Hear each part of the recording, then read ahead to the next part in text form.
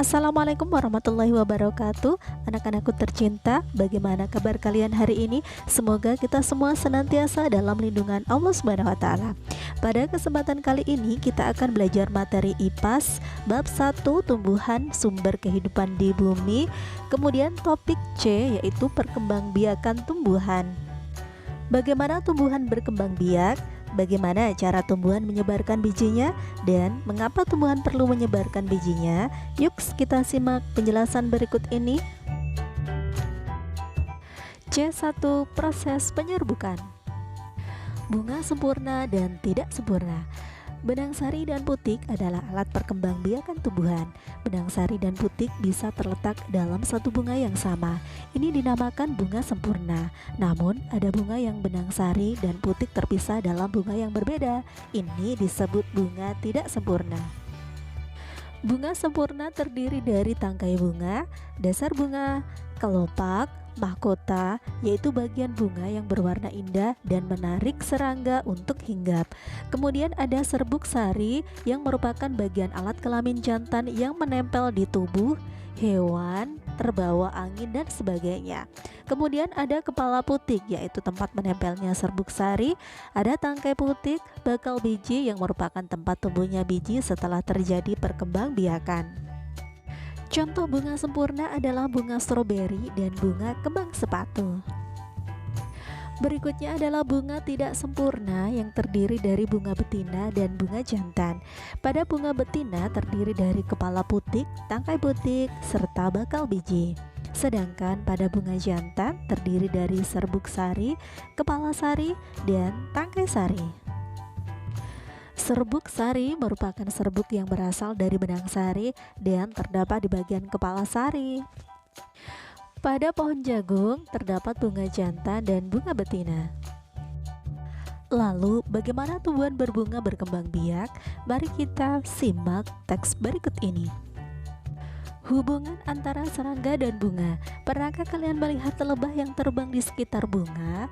Serangga ini senang sekali dengan bunga. Bagaimana tidak? Bunga adalah sumber makanannya. Serangga ini senang sekali dengan nektar atau sari bunga. Warna bunga yang cerah dan aromanya yang harum memikat para serangga untuk hinggap di bunga. Lebah dan serangga lainnya kemudian asyik menikmati sari bunga yang lezat. Ketika itu, serbuk sari akan menempel pada tubuh serangga. Ada yang menempel di ekornya, di sayapnya, atau di sekitar mulutnya. Setelah selesai menikmati nektar di bunga ini, lebah dan serangga akan terbang ke bunga yang lain.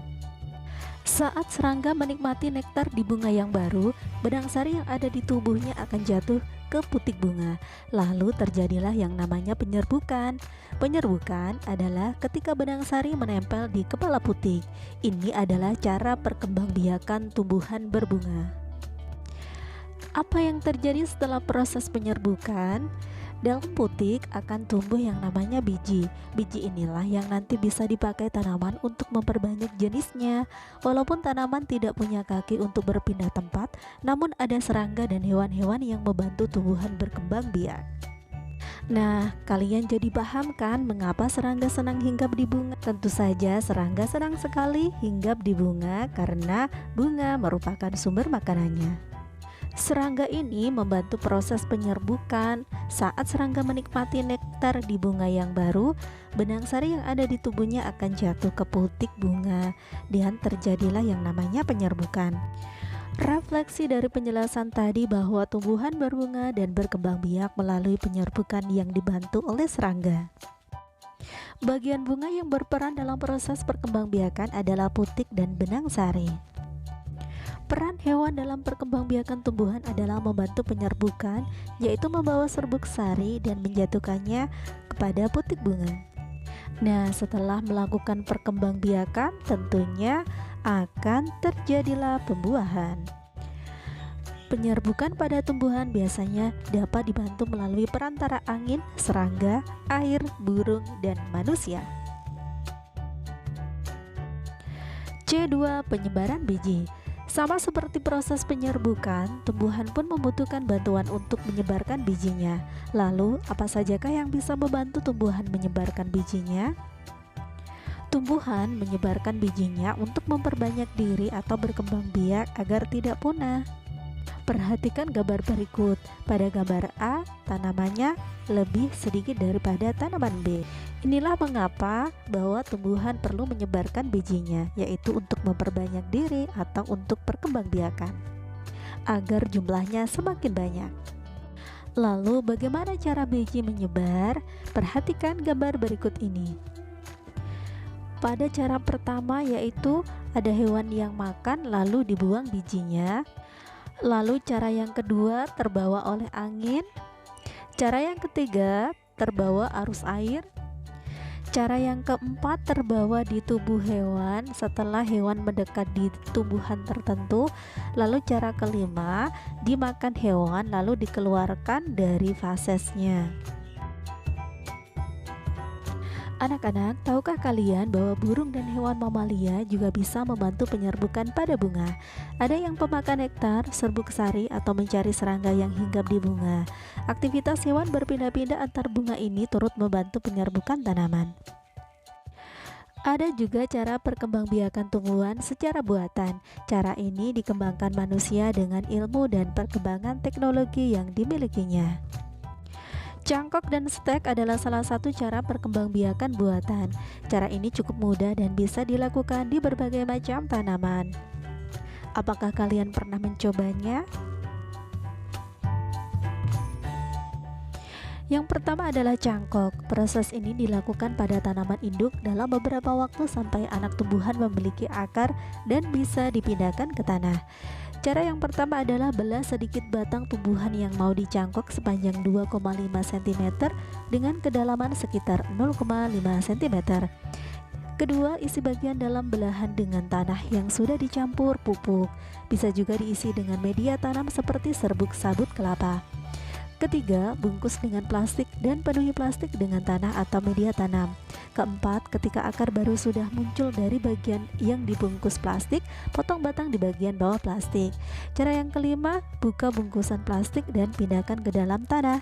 Hore, tanaman baru sudah jadi. Cara yang kedua adalah setek. Caranya, potong miring bagian batang tumbuhan induk yang akan disetek.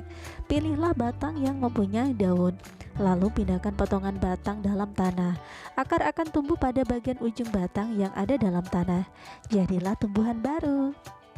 Keuntungan dengan perkembangbiakan buatan adalah kita bisa menghemat waktu. Hal ini karena kita tidak menanam langsung dari biji, namun dari batang yang sudah tumbuh, bahkan sudah berbuah. Ini akan sangat menguntungkan bagi para petani buah. Nah, anak-anak, kali ini kalian sudah belajar tentang bagian bunga yang berperan sebagai alat berkembang biak, yaitu putik sebagai alat kelamin betina dan benang sari sebagai alat kelamin jantan. Penyerbukan adalah proses bertemunya serbuk sari dan putik. Serbuk sari menempel di kepala putik, kemudian bakal biji di putik akan berkembang menjadi biji. Kemudian proses penyerbukan terjadi dengan bantuan hewan, angin, dan juga manusia. Saat biji sudah terbentuk, tumbuhan menyebarkan bijinya dengan bantuan hewan, angin, air, dan manusia. Nah, anak-anak, cukup di sini dulu kegiatan pembelajaran kita hari ini. Sampai bertemu kembali pada kegiatan pembelajaran berikutnya. Wassalamualaikum warahmatullahi wabarakatuh. Salam Merdeka Belajar. Jangan lupa subscribe Dan bunyikan loncengnya untuk mendapatkan konten terbaru.